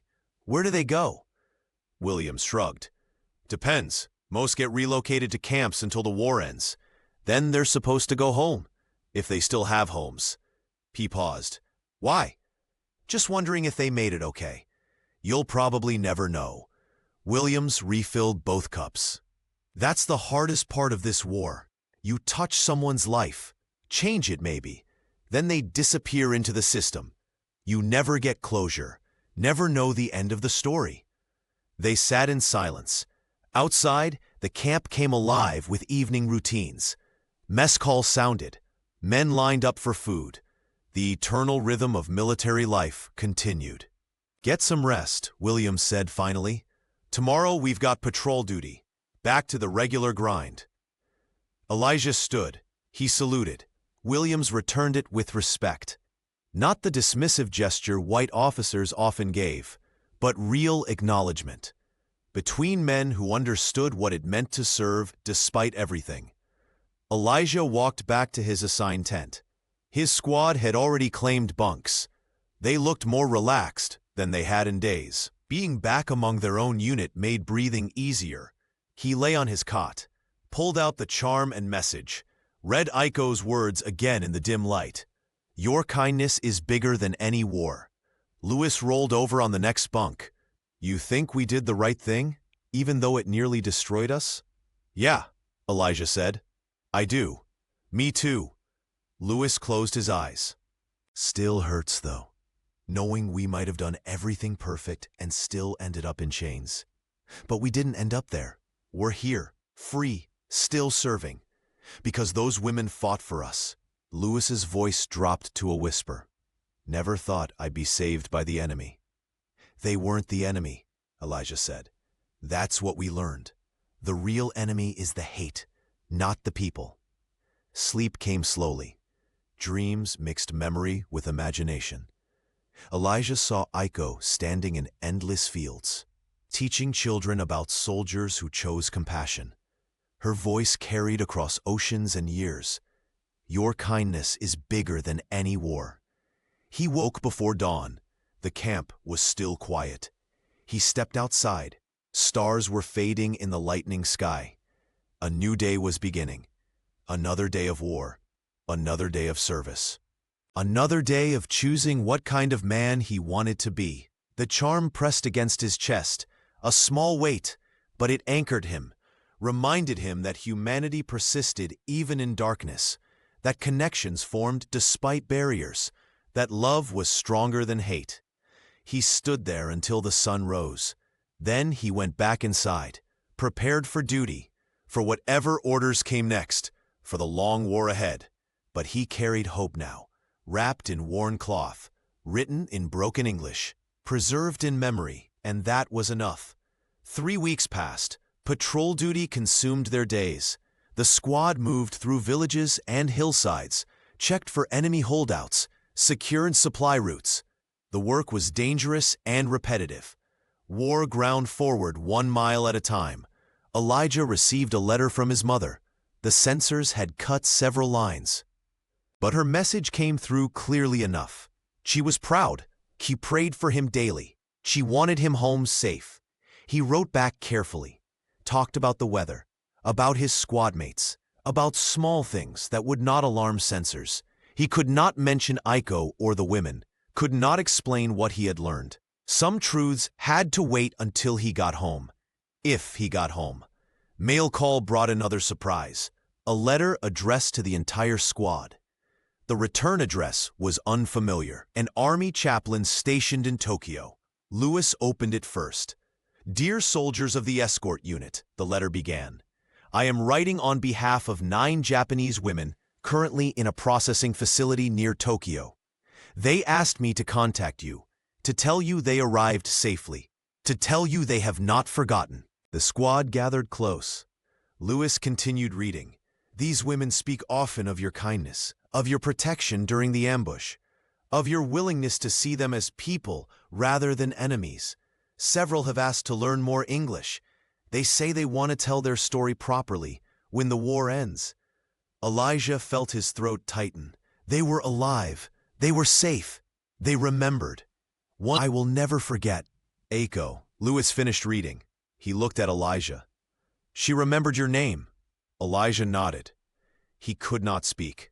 Emotions swirled too strong for words. Daniel spoke up. "How did she know how to reach us?" "The chaplain probably worked with the colonel," Lewis said. "Someone wanted this message to get through, wanted us to know we mattered." The letter was passed around. Each man read it. Some read it twice. It became sacred in their hands. Proof that their actions had meaning beyond the moment. That compassion echoed forward through time. That night, Elijah lay awake thinking. Aiko was alive. The women were safe. The story continued beyond his ability to see it.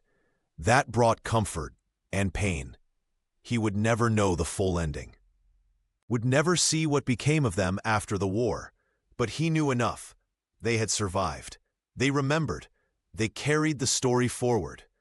That was more than most soldiers ever received. Days turned to weeks. The squad completed missions, survived firefights, lost friends to enemy fire and disease. The war consumed everything, left little room for reflection or hope. But Elijah kept the charm close, kept the letters safe. Small anchors in the storm, reminders that humanity persisted. One morning, Captain Williams called the entire company together. His face was serious. Everyone assembled quickly. Rumors spread through the ranks. Something big was happening. "The war in Europe is over," Williams announced. "Germany has surrendered. The fight there is done." Cheers erupted. Men embraced. Hope surged through tired bodies. If Europe was finished, maybe the Pacific would end soon too. Maybe they would survive after all. But Williams raised his hand. Silence fell. "The war here continues. Japan has not surrendered. Command expects it will take at least another year, maybe more. We keep fighting." The joy dimmed. Reality settled back in. They were still here, still at war, still in danger. That night, Elijah wrote another letter home, told his mother about Germany's defeat, expressed hope that his turn to leave would come soon, asked about neighbors, about church, about normal things that felt impossibly distant. He did not mention Aiko, could not, but he thought about her. Wondered if she knew the European war had ended, if she felt hope rising or fear deepening, if she was teaching anyone about soldiers who chose kindness. The charm pressed against his chest, a small weight, a large meaning. He would carry it through whatever remained, would bring it home, would tell the story when the world was ready to hear. Summer arrived hot and brutal. The 93rd Infantry moved north, following the front line. Casualties mounted. Replacements arrived, confused and scared. Veterans tried to teach them survival, but some lessons could only be learned through blood. Elijah was promoted to corporal. The rank came with additional responsibility. He led a fire team now. 8 men looked to him for guidance. He thought about Sergeant Lewis, about Captain Williams, about leadership learned through crisis. They received news of a massive bombing. 2 cities in Japan had been destroyed by new weapons. Unimaginable power. Thousands dead instantly. The war had entered territory no one understood. Then came the announcement everyone had been waiting for. Japan surrendered. The war was over. Actually over. No more fighting. No more dying. Just the long road home. The camp erupted in celebration. Men cried openly. Strangers embraced. Letters were written frantically. Everyone wanted to tell loved ones they had survived. They were coming home. Elijah sat apart from the celebration. He felt relief, gratitude, but also strange emptiness. What happened now? Where did they go? Who would they become after surviving this? Lewis found him, sat down beside him. "You okay?" "Yeah, just thinking." "About those women?" Elijah nodded, wondering what happens to them now, if they'll be okay, if they'll remember us once normal life returns. "They'll remember," Lewis said firmly. "People don't forget moments that change them. We won't forget them. They won't forget us." Orders came slowly. Demobilization would take months. Units were assigned different timelines for returning home. The 93rd Infantry was scheduled to leave in October. 4 more months in Japan, but not fighting, just waiting. Elijah volunteered for occupation duty in Tokyo. He told himself it was just to stay busy, but part of him hoped maybe he would encounter Aiko or the others. Maybe their paths would cross one final time. The chance was small. Tokyo was massive, millions of people. The processing facility could be anywhere, but hope persisted despite logic. September came. The occupation forces moved into Tokyo.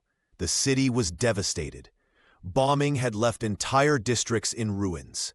People lived in rubble. Starvation showed on every face. The cost of war was visible everywhere. Elijah's unit helped distribute food and medical supplies. They worked alongside Japanese civilians rebuilding infrastructure. The former enemies now cooperated toward survival. The transition felt strange but necessary. One afternoon, Elijah supervised a supply distribution in a refugee camp. Hundreds of people lined up for rice and medicine. He checked lists, managed crowds, tried to ensure fairness in an unfair situation. A woman approached with 2 children. She looked familiar somehow, but exhaustion and malnutrition changed faces. Elijah handed her a ration card. She bowed in thanks. Then she looked up. Their eyes met. Recognition flashed simultaneously. It was the older woman, the teacher who had spoken English, one of the 9 who had testified for him. "You," she whispered, her eyes filled with tears. "Ma'am," Elijah replied, his voice caught. "You're alive." She nodded. Words seemed inadequate. Too much had happened. Too much had changed. But the connection remained. The bond forged in crisis had not broken. "The others?" Elijah asked. "Most alive, scattered now, families reunited." Her English was better than before. "Aiko teaches in orphanage, helps children who lost parents." Elijah felt warmth spread through his chest. Aiko was alive, was teaching, was continuing to show compassion despite everything. "Can you tell her something for me?" he asked. The woman nodded eagerly. "Tell her I kept the charm. I'm bringing it home. And I'll tell the story about 9 women who stood up for justice, who showed that humanity survives even war." The woman pressed her hands together, bowed deeply. "I will tell her. She will be happy, very happy." The line moved forward. Others needed food. The woman gathered her children and rations. She started to leave. then turned back. "Thank you," she said, "for seeing us, for remembering us, for being good when world was bad." Then she was gone, disappeared into the crowd. Elijah stood frozen. The moment felt surreal. A gift he had not expected. Confirmation that the story continued, that their actions had lasting meaning. He completed his shift, walked back to barracks, pulled out the charm, held it up to the fading light. The fabric was more worn now, but the stitching still held. October arrived cool and clear. The 93rd Infantry received final orders. They would ship home in 2 weeks. Preparations consumed every moment. Equipment was packed, paperwork completed, medical checks conducted. The machinery of departure ground forward. Elijah walked through Tokyo on his last free day. The city was rebuilding slowly. People worked despite exhaustion, despite loss. Life persisted, always persisted. He found himself near an orphanage. Children played in a dusty yard. Their laughter carried over broken walls. A woman supervised them. She looked young, but moved with the authority of someone who had seen too much. Elijah watched from outside the fence. Something about her seemed familiar. The way she positioned herself, the gentle way she corrected children, the care in every gesture. She turned. Their eyes met across the distance. Aiko. They stared at each other. Time stopped. The world narrowed to just this moment, this impossible meeting, this grace. Aiko spoke to another teacher, then walked toward the fence. She moved slowly, as if afraid sudden movement might shatter the dream. Elijah walked to meet her. They stood separated by chain link, by war, by language, by everything, by nothing. "You found me," Aiko said. Her English was much stronger now. "Or I found you, I do not know which." "Maybe we found each other," Elijah replied. Tears ran down her face. "I thought I would never see you again. Thought you would go home and forget Japan, forget us, forget me." "Never," Elijah said firmly. "I kept the charm. I kept your message. I told everyone who would listen about 9 brave women." Aiko smiled through tears. "And I told everyone about soldiers who chose kindness, who showed me that enemies are only people who have not met yet." They talked for an hour. Aiko explained how she came to work at the orphanage, how she taught children English and values, how she told them about American soldiers who protected her, who changed her understanding of the world. Elijah told her about the war's end, about going home, about his plans to become a teacher himself, to tell young people that compassion matters, that seeing humanity in others was the bravest act. "I wish we had more time," Aiko said. Her voice broke. "I wish war had not happened. I wish we could have met as friends instead of enemies."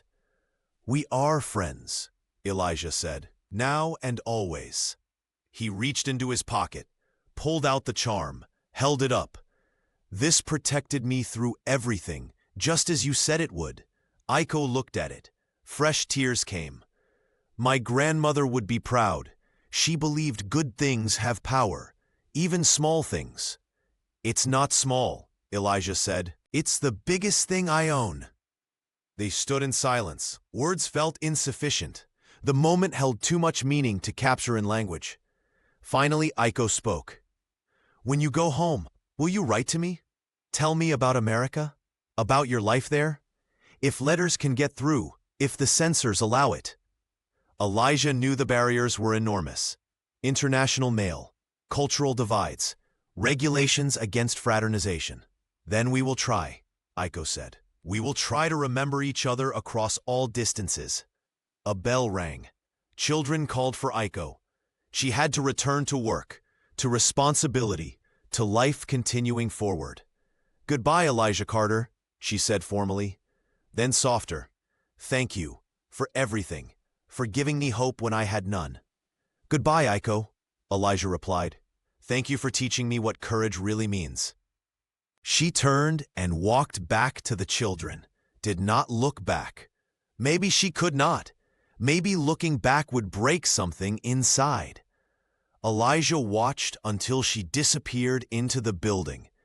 Then he walked back through the ruined city, back to barracks, back to preparing for departure, back to the world he came from. But he carried something new now. Not just the charm, not just the memory, but proof that connection transcended all barriers, that love was bigger than hate, that humanity survived everything. The ship left Yokohama on October 15th. Thousands of soldiers crowded the decks. They watched Japan recede into the distance. Some cheered, some cried. Most just stared silently. Elijah stood at the rail beside Lewis and Daniels. The three of them had survived everything together. They would return home together, though home meant different places now. "Think you'll ever come back?" Daniels asked. "To Japan?" Elijah thought about this, about Aiko teaching in the orphanage, about the teacher and her children, about a country destroyed but rebuilding, about former enemies becoming something else. "Maybe," he said, "someday, when things are different." Lewis shook his head. "I'm done with this place. Done with war. Done with seeing people as enemies." He paused. "But I'm glad we met those women. Glad we learned what we learned." The ship's horn blew, a long mournful sound. The vessel turned toward open ocean, toward home, toward whatever came next. The voyage took 3 weeks. The ship was crowded and uncomfortable, but no one complained. They were going home. Everything else was secondary. Elijah spent time writing. He documented everything he remembered about the escort mission, about the ambush, about the women's testimony, about meeting Aiko again in Tokyo. He wanted the story recorded while memory was fresh. Some parts would never be written. They lived only in his chest, in the space where the charm rested, in the quiet moments when he closed his eyes and saw Aiko's face. The ship reached San Francisco in early November. The city skyline appeared through morning fog. Men crowded the rails. Some fell to their knees. Home, actually home. Processing took days. Medical checks, debriefings, paperwork. The military's endless bureaucracy continued even in peace. Finally, they were issued discharge papers, given train tickets to their home states, released back into civilian life. Elijah's train left for Alabama. He sat by the window and watched America pass. Everything looked different. Or maybe he looked different. Maybe both. The train crossed into the South. Segregation became visible immediately. Colored waiting rooms, separate entrances, signs that declared where he could and could not exist. He had fought for this country, had nearly died for it, had shown courage under impossible circumstances. But home offered no parades, no welcome, just the same barriers that existed before. Lewis noticed his expression. "Doesn't feel much like victory, does it?" "No," Elijah admitted. "But maybe victory isn't a feeling. Maybe it's just knowing you did right, even when right cost everything." The train continued south. Birmingham approached. His mother would be waiting. That brought warmth. That made the journey worthwhile. He touched his pocket. The charm remained. The letters remained. The story remained. He would share it carefully. Not everyone was ready to hear about compassion crossing enemy lines. Not everyone wanted to believe humans could be better than their worst moments. But some would listen. Young people, dreamers, those who believed the world could change. He would tell them about 9 Japanese women who stood up for justice, about soldiers who chose humanity over hatred, about connections that survived everything. The train pulled into Birmingham Station. Elijah gathered his bag, stepped onto the platform. His mother stood waiting. She saw him and ran. He dropped everything and embraced her. "My baby," she sobbed. "My baby came home." "I'm home, Mama," he whispered. "I'm home." Weeks passed in a blur. Elijah adjusted to civilian life slowly. He helped his mother around the house, reconnected with neighbors, attended church. The rhythms of normal existence felt strange after years of war. He applied to colleges. Several rejected him without explanation. Finally, one accepted, a small black college in Atlanta. He would study education, would become a teacher, would shape young minds toward compassion and justice. He kept the charm in a small box beside his bed, took it out sometimes, held it, remembered. The war was over, but the lessons remained. One morning, a letter arrived.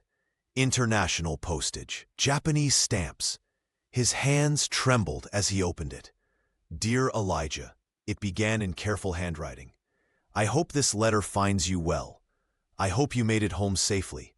I hope America is treating you with the honor you deserve. It was from Aiko. She had found a way to write. Through missionary networks. Through people who believed communication mattered more than old enmities. She wrote about the orphanage, about teaching children English, about rebuilding a life from ruins. She wrote about hope, about forgiveness, about choosing to move forward instead of dwelling in bitterness. I think of you often, she wrote. Wonder if you kept the charm. Wonder if you told anyone about us, about what happened on that road, about how enemies became friends, about how kindness defeated hatred. She closed with, you gave me strength to survive, to believe humans can be better than their worst moments. I will carry that lesson forever. I hope our paths cross again someday, in a world without war, in a time of peace. Your friend always, Aiko.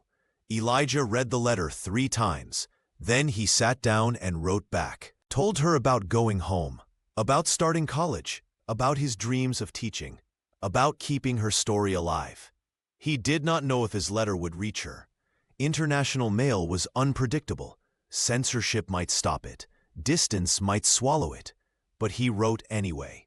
Hope required action. Faith required effort. His mother found him writing. She sat beside him. Who are you writing to, baby? Elijah hesitated. Then he told her. Everything. About the escort mission. About Aiko and the other women. About the testimony. About the charm. About learning that enemies were just people separated by circumstance. His mother listened without interrupting. When he finished, she wiped tears from her eyes. I'm proud of you, she said. So proud. You went to war and came back more human, not less. That's rare. That's precious. I don't know if it matters, Mama. The world hasn't changed. Segregation still exists. Hate still wins most battles. It matters, she said firmly. Every act of kindness matters. Every connection across divides matters. You planted seeds. You don't get to see the harvest, but the seeds are real. Elijah nodded. He finished the letter, addressed it carefully, walked to the post office, mailed it despite doubts, despite uncertainty. Months passed. He started college. The work was hard but fulfilling. He studied education theory, child psychology, history. He learned how to teach, how to inspire, how to plant seeds in young minds. Another letter arrived from Aiko. Then another. Slowly, impossibly, a correspondence developed. They wrote about their lives, their dreams, their struggles. The friendship forged in war grew deeper in peace. Other veterans from his squad wrote occasionally. Lewis was working in Chicago, Daniels in Detroit. They had scattered across the country, but the bond remained. They understood what they had experienced together, what they had learned, what they carried forward. Elijah kept all the letters, added them to the box with the charm, built an archive of connection, of proof that compassion mattered, that humanity survived everything. He began speaking at churches, at youth groups, telling the story, not for glory, but for truth, for the lesson it contained, for the hope it offered. Some people listened with open hearts. Others dismissed it, said he was exaggerating, said Japanese civilians would never defend black soldiers, said the story was too good to be true.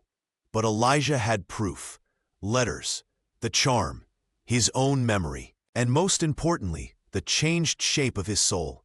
War had tried to make him hard. Aiko and the others had kept him human. That was not something anyone could take away. Years passed. Elijah graduated, became a teacher, married, had children, built a life rooted in the lessons learned on that dirt road in Okinawa. The charm stayed in its box, but its meaning never faded. He taught history and civics, always included lessons about seeing humanity in others, about questioning propaganda, about choosing compassion even when fear seems safer. His students sensed something deeper in his teaching, something earned through experience, not just read in books. Letters from Aiko continued arriving. Less frequently now, life grew busy for both of them. But the connection held. She married, had children too, continued teaching, continued telling the story of soldiers who chose kindness.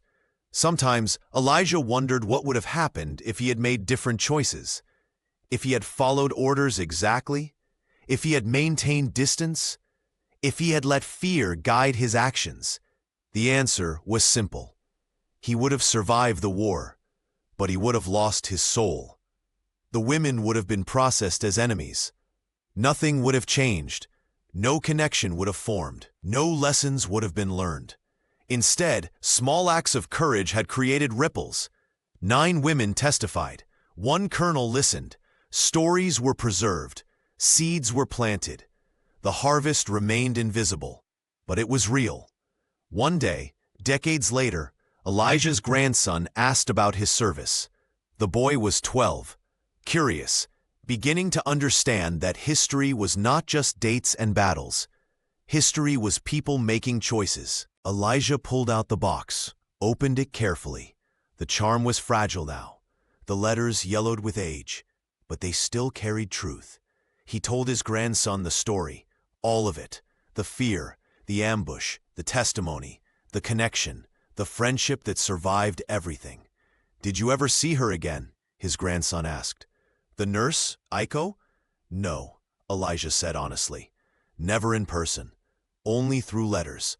Only through knowing she was out there teaching the same lessons." That makes me sad. It made me sad too, for a long time. Elijah held the charm up to the light, but then I realized something. The connection was real even without constant presence. Love doesn't require proximity. It requires commitment to remembering, to honoring, to carrying forward. His grandson touched the charm gently. "Can I tell people about this?" "That's why I kept it, so it could be told, so the lesson wouldn't die." Elijah carefully returned everything to the box. "Your generation will face different wars, different enemies, different choices, but the lesson stays the same. See people as human. Choose compassion. Stand up for justice even when it costs everything." That night, Elijah sat on his porch. Stars filled the Alabama sky. He thought about Aiko on the other side of the world, teaching children in Japan, telling them about American soldiers who showed kindness, about how enemies could become friends, about how humanity survived war. He thought about the lieutenant who tried to destroy them. Where was he now? Did he remember? Did he regret? Or had he moved through life unchanged? Elijah realized he did not need those answers. Justice was not always visible, not always immediate, but it existed. He thought about his squad, brothers in arms, men who stood together when standing together meant risking everything. Some were gone now, died from age or illness, but their courage remained. Their example remained. Most of all, he thought about choices. Every day presented options: kindness or cruelty, connection or separation, love or fear. War had taught him that choosing love required courage, but choosing anything else required surrendering your humanity. The charm was nearly worn through now. It would not survive much longer, but it had done its job, had protected him, had reminded him, had told the story to new generations. When it finally disintegrated, the story would continue without it, in words passed down, in lessons taught, in choices made by people who believed compassion mattered more than hate. Elijah closed his eyes, felt the warm night air, heard crickets singing, knew that somewhere across the ocean, Aiko probably sat thinking similar thoughts. Two old friends, two witnesses, two people who had learned that the greatest victories in war were acts of grace.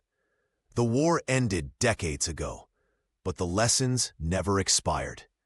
They lived in every generation that chose to listen, to learn, to carry humanity forward despite darkness.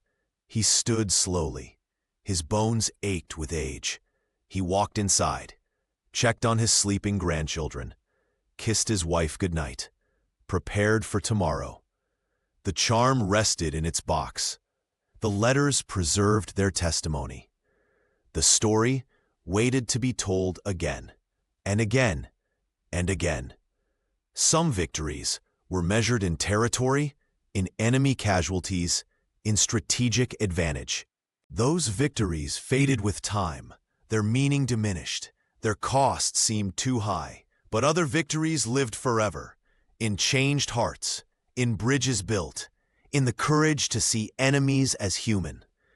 Those victories compounded, grew, multiplied across generations. Elijah had fought in a great war, had survived battles and bloodshed, but his greatest victory came on a dusty road in Okinawa, when he chose to kneel beside a fallen woman, when he chose to protect instead of harm. When he chose humanity over hatred, 9 Japanese women had stood up for justice. 1 black soldier had shown compassion. Together they had created something larger than themselves, a story, a lesson, a light in darkness. The war continued somewhere.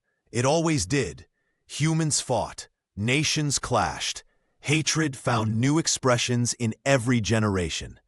But so did love, so did compassion. So did the courage to choose differently. Elijah lay down to sleep. His hand touched his chest where the charm once rested. The weight was gone, but the meaning remained, would always remain. He had kept his promise, had told the story, had taught the lesson, had carried hope forward through all the dark years. That was enough. That was everything. That was the truest kind of victory.